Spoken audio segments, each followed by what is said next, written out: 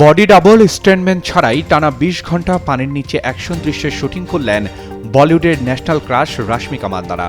নির্মাতারা বলছেন, ভারতীয় সিনেমার ইতিহাসে এটিই প্রথম কোনো অভিনেত্রীর পানির নিচে করা অ্যাকশন দৃশ্য।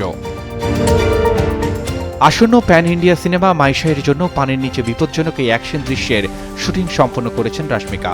সম্প্রতি ভাইরাল হয়েছে শুটিংয়ের কিছু দৃশ্য, যেখানে দেখা যায় বিশেষ নিরাপত্তা ব্যবস্থার মধ্যেও নিজেই দৃশ্যগুলোর শুটিং করছেন রাশমিকা। নিজের ইনস্টাগ্রাম স্টোরিতে সেই অভিজ্ঞতা ভাগ করে নিয়েছেন রাশমিকা। সব মশার বিরুদ্ধে সুরক্ষা দিতে এলো বসুন্ধরা এক্সট্রিম অ্যারোসল, মশার বিরুদ্ধে এক্সট্রিম সুরক্ষা। তার মন্তব্যেই ফুটে উঠেছে হাসি মুখে শুটিং করলেও রবীন্দ্রপুরের এই সিনেমার পেছনে তাকে করতে হয়েছে কতটা পরিশ্রম।